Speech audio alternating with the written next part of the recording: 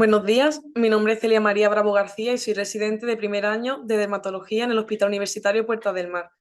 Hoy estamos a 2 de octubre, hace 20 grados y el día está un poco nublado. La sesión de hoy trata acerca de la urticaria, concretamente de su definición y formas clínicas. Vaya. Los objetivos de la sesión son, por un lado, definir la urticaria, también hablar de sus características clínicas, de su clasificación y, por último, de su diagnóstico diferencial. Sobre la definición de la urticaria, lo primero que tenemos que saber es que es una inflamación cutánea mucosa.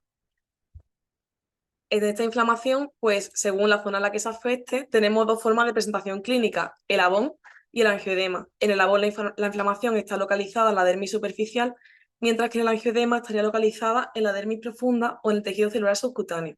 Y aquí tenemos dos imágenes. ¿Por qué ocurre la urticaria? Pues básicamente, muy resumido, pues sería una extravasación del plasma tras la degranulación del mastocito. Se liberarían diferentes factores de la inflamación, entre los que tenemos también la urticaria, que va a causar su clínica principal, que es el prurito. Y una cosa que hay que tener en cuenta es que la urticaria puede progresar a anafilaxia, que es potencialmente mortal. Respecto a la clínica, como he explicado antes, pues las dos principales formas de presentación serían el abón y el angioedema. Y aquí he puesto un poco comparando las características. Por un lado, el abón pues, suele ser rosado con un centro pálido y además al inicio pues, suele tener un eritema circundante. Sin embargo, el angioedema tendría un color o el de la piel normal o un poco pálido, no tan rosado. Además, el abón pues, puede aparecer en diferentes números y tamaños en el mismo paciente, mientras que el angioedema normalmente es de mayor tamaño y está peor definido. Otra característica es la duración. El abón pues, aparece y desaparece en menos de 24 horas cada uno de ellos. Sin embargo, el angioedema pues, suele durar entre 24 y 72 horas. Además, respecto a la clínica también, el abón es muy pruriginoso, mientras que en el angioedema muchos pacientes lo que tienen es más bien dolor. Y por último, también decir que en el abón pues, puede aparecer acompañado de angioedema, pero es raro que veamos un angioedema solo sin abón. En el caso de que lo veamos, tenemos que hacer diagnóstico diferencial con otras patologías que no son tanto de urticaria y que explicaré posteriormente. Y por último también que el angioedema pues, puede afectar a la mucosa, a diferencia del abón. E incluso estas mucosas pueden ser la orofaringe e intestino. Entonces aquí tenemos imágenes, pues estas tres primeras serían de abones, que como podéis ver pues son mucho más rosados, pueden ser de diferentes tamaños, el eritema circundante, la zona central un poco más pálida. Sin embargo, el angioedema pues se vería del color normal de la piel o del color un poquito más pálido, y lo que hay principalmente es un aumento de tamaño y está mucho peor definido, como he explicado. Y al poder afectar a mucosas, pues aquí se ve una imagen, por ejemplo, del labio con angioedema. El siguiente punto, pues, es la clasificación de la urticaria. Pues podemos clasificarla o bien en función de la duración o en función de las características clínicas. En función de las características clínicas tenemos principalmente dos tipos, la espontánea y la inducible o física, que se diferencian en función de si tenemos un estímulo desencadenante que identifiquemos. En el caso de la urticaria inducible, sí que habría este estímulo desencadenante y las vamos a clasificar en función de cuál sea este estímulo. Principalmente tenemos las que son causadas por estímulos mecánicos, por cambios de temperatura, por sudoración o estrés o por contacto. Y los diferentes subtipos los voy a explicar después. Respecto a la clasificación según la duración, pues tenemos la aguda si dura menos de 6 semanas y la crónica si dura más de 6 semanas. Otra característica importante es que además debe tener al menos 2 episodios a la semana sin tratamiento. Es decir, que si dura más de 6 semanas, pero tenemos menos de 2 episodios, no hablaríamos de urticaria crónica, sino de urticaria episódica o recurrente. Esta diapositiva he cogido un esquema bastante bueno del Bolonia en el que se resumen un poco las principales causas de la urticaria, pero divididas en aguda y en crónica. Es interesante pues, saber que el 50% de las urticarias agudas son idiopáticas, no se llega a conocer el por qué ocurren, mientras que un 40% suelen estar relacionadas con infecciones de la vía respiratoria superior. Es decir, que tan solo el 10% es por las causas que suele pensar la población general, como sería, por ejemplo, los fármacos, que un 9% o 1% los alimentos. Respecto a la urticaria crónica, pues al final el 75% de ellas sería espontánea, es decir, no encontraríamos el estímulo desencadenante y tan solo un 25% pues sería inducible. Hay una cosa que no he dicho antes, sería que realmente, aunque hay varios tipos de urticaria, un paciente puede tener obviamente al mismo tiempo pues varios diferentes, no es excluyente uno y otro. Entonces ya voy a ir hablando de los diferentes tipos según la clasificación clínica que he explicado antes. Primero, la urticaria espontánea, que es la que he dicho que no tiene desencadenante conocido. Entonces, normalmente es idiopática, como he dicho, no es inducible. Y además, otra diferencia, aunque eso lo veremos mal en el diagnóstico diferencial, si hiciésemos una biopsia, veríamos que no está causada por vasculitis. Es decir, que es un diagnóstico un poco más de descarte, descartando las demás características. En el caso de su forma aguda, pues es más frecuente en niños con dermatitis atópica, mientras que su forma crónica es más frecuente en población adulta, concretamente en la cuarta década de la vida. Aunque no siempre se tiene que asociar a nada concreto, es verdad que sí que se ha visto asociación en muchas ocasiones con enfermedades autoinmunes, sobre todo del tiroides, aunque también se ha visto asociada a la diabetes mellitus tipo 1, a la titis reumatoide, al vitíligo y a la anemia perniciosa. En algunos estudios también se ha visto que hay pacientes con gastritis crónica por Helicobacter pylori y también se ha visto parasitosis que en nuestro medio en concreto pues, estarían sobre todo relacionados al anisakis. Y ahora ya pasando al segundo bloque, que eran las inducibles, pues voy a ir explicándola en función pues, del estímulo, ¿no? Entonces, el primer grupo serían las urticarias por estímulos mecánicos. Hay tres tipos. En esta diapositiva está el dermografismo, en la que voy a explicar ahora, que también se le llama urticaria facticia. Entonces, hay varios tipos. El más frecuente es el inmediato, y inmediato se llama así obviamente porque ocurre justo tras el estímulo. Hay otra forma, que es la retardada, que es más infrecuente, que ocurriría 30 minutos después. Y otra forma especial es el signo de Darrier, que ocurriría en la mastocitosis. Voy a explicar la más frecuente al final, que es el dermografismo inmediato, que a su vez se subdivide en dos tipos, el simple y el sintomático. El simple ocurre pues, en un 5% de la población normal, es decir, población sin urticaria, en la que tras un frote moderado pues aparecerían los jabones. Y se considera realmente una respuesta fisiológica exagerada por esa fricción. El caso sintomático pues sería pues, tras un frote más leve, por ejemplo, si tiene el paciente un collar, si el puño de la ropa, el cuello de la camisa, pues por un roce que en principio es banal, pues aparecerían los jabones. Es de hecho la más frecuente de todas las urticarias físicas o inducibles. Y es más frecuente en los adultos jóvenes. Y los jabones, obviamente, por el mecanismo en el que se producen, pues suelen ser lineares. Y obviamente, si lo de dermografismo, pues si escribimos en la piel del paciente, pues se suele quedar en forma de jabón lo que hemos escrito. Los otros dos tipos de urticaria por estímulos mecánicos son la retardada por presión y el angioedema vibratorio. La retardada por presión, como su nombre indica, es retardada, es decir, que aparece aproximadamente 30 minutos después del estímulo. Y además, pues por la zona, por el mecanismo en el que se produce, pues suele estar localizada en zonas donde tengamos pues ropa ajustada, por ejemplo, en esta imagen pues se ve el sujetador, también muy frecuente en la zona del cinturón. También es muy incapacitante a veces porque hay pacientes que ocurre en las plantas de los pies tras caminar mucho tiempo, en trabajadores manuales en las palmas de las manos, entonces es una de, aunque no es la más frecuente, sí que es bastante incapacitante este tipo de urticaria. Y el otro tipo, que sí que es bastante raro, sería el angioedema vibratorio, que como su nombre indica, lo que se produciría es un angioedema y es por la vibración. Entonces es frecuente al utilizar aparatos, por ejemplo, una motocicleta, un cortacésped, en trabajadores a lo mejor de la obra y demás que utilicen taladros y otro tipo de artefactos. Hay que destacar también que hay una forma que es familiar autosómica dominante. Vale. Otro estímulo que puede producir urticaria pues serían los cambios de temperatura.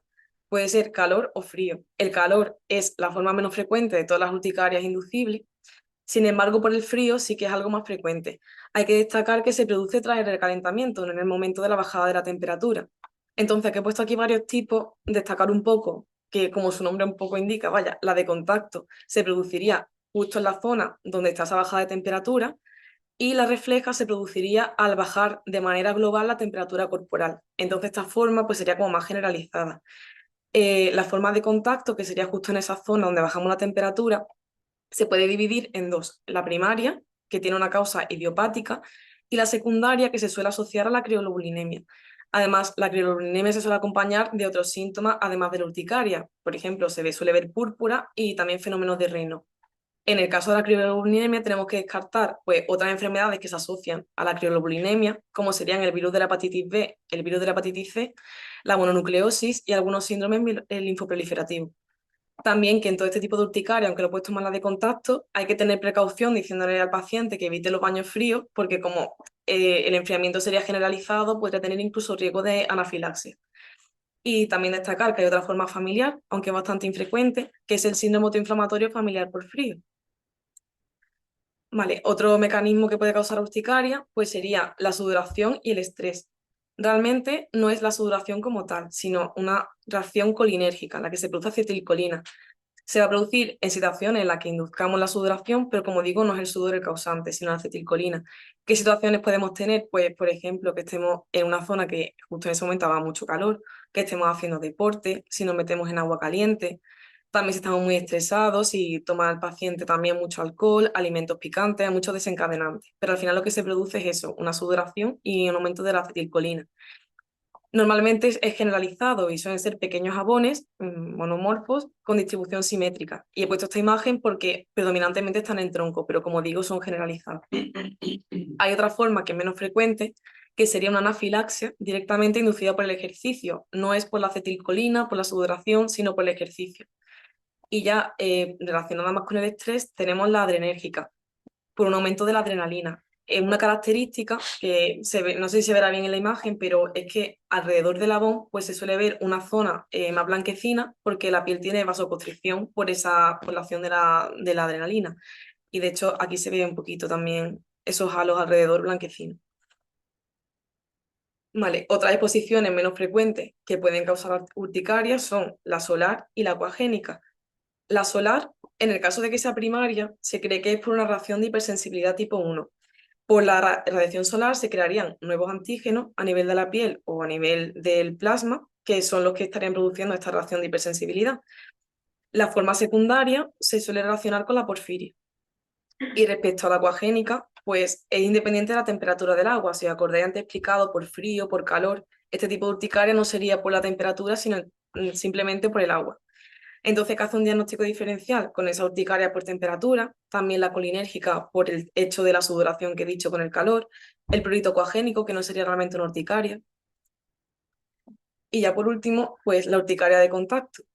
Esto sí que hay que dividirlo en dos subtipos, la alérgica y la inmunológica.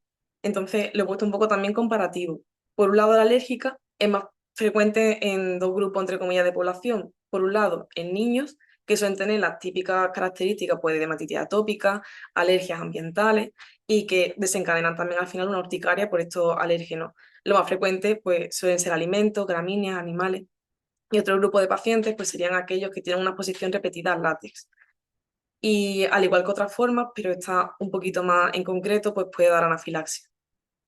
Respecto a la inmunológica, realmente sería por el efecto directo bien de sustancias urticantes o bien sería por químicos que lo que están haciendo es que nuestros mastocitos liberen histamina, pero no sería directamente el químico el que produce la urticaria, a diferencia de los urticantes. No solemos ver los urticantes en cosméticos, en alimentos y en ortigas. Aquí he puesto pues, los nombres de esos urticantes. Y respecto a estos químicos también he especificado pues, uno que es bastante frecuente. Otra diferencia sería, ya a nivel más clínico, pues que la forma alérgica, a diferencia de la inmunológica, tarda un poquito más en aparecer, unos 45 minutos, mientras que esta aparecería en minutos. Además, tarda mucho más en desaparecer, mientras que la inmunológica en unas 2 horas suele estar ya resuelta. Y otra cosa importante sería la hora del tratamiento. La alérgica suele responder bien a los AINES, mientras que la inmunológica a los antihistamínicos. Y ya el último bloque sería hablar un poco del diagnóstico diferencial de la urticaria. Principalmente sería con la vasculitis urticarial, con el angioedema sin abones, que es lo que he explicado antes, que es raro ver solo angioedema sin ningún abón, y los síndromes urticariales distintivos. En esta diapositiva lo que he explicado un poco más sería la vasculitis urticarial, que principalmente diferencia sería, por un lado, la duración, que en este caso los abones durarían más de 24 horas. Además, si hiciésemos una biopsia, no veríamos la histología típica de la urticaria, sino que lo que veríamos es una vasculitis leucocitoclástica. Además, tras resolverse, en ocasiones podemos ver púrpura residual. Los abones, cuando se resuelven, no suelen dejar ninguna lesión. Y además también, pues que se podría acompañar de manifestaciones extracutáneas. Entonces sería un diagnóstico diferencial bastante importante de hacer. Estos dos, pues los he puesto en diapositivas aparte, que serían el angioedema sin abones, que suele ser idiopático, pero en ocasiones se asocia a fármacos. Concretamente, es más frecuente verlo asociado a INES y a los IECAS, y a veces también incluso a ARA2.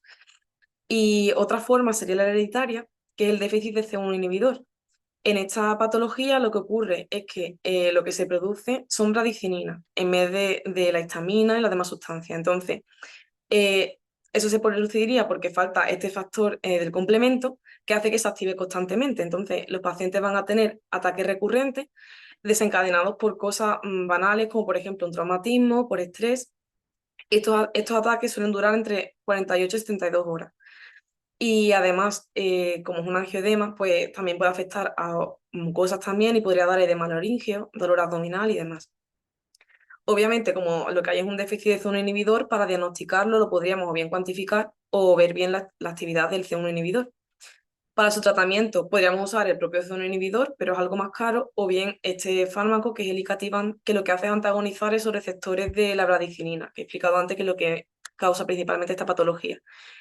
Y en este caso, obviamente, pues no serían efectivos dar antihistamínicos, ni corticoides, ni adrenalina. Entonces, pues tenemos que utilizar este tratamiento. Y ya por último, no voy a explicarlo, obviamente, pero sí destacar los principales síndromes urticariales distintivos que no son urticarias como tal. Entonces, hay tres grupos principalmente. Algunos síndromes hereditarios que se asocian a fiebre periódica, principalmente este síndrome que se llama de Muckle-Wells, la hipergamaglobulinemia D y el síndrome periódico asociado al receptor para TNF, el TRAPS. En algunos libros también ponían la fiebre mediterránea familiar, pero las lesiones son más bien como el erisipela, por eso aquí no la acabado incluyendo. También algunos síndromes autoinflamatorios, por ejemplo, la enfermedad de Still del adulto y el síndrome de Schnitzler. Y por último, el síndrome de la fuga capilar sistémica, porque al final la base de la urticaria, como he explicado, es un poco que saldría de los vasos el plasma. Entonces, pues también podría causar una clínica similar. A modo de conclusión, pues recordar la definición de urticaria, que es una inflamación cutánea mucosa, que la podríamos ver o bien en forma de abones clínicamente o de angioedema, y que cursa principalmente con prurito. Lo más frecuente es que sean idiopáticas y también que sean espontáneas, es decir, que no tengan un mecanismo que induzca esta urticaria que conozcamos. Y por último, que es necesario hacer diagnóstico diferencial, principalmente con la vasculitis urticarial, también con el angioedema sin abones y en ocasiones con algunos síndromes urticariales distintivos. Bueno, gracias, el Bolonia, y muchas gracias por la atención.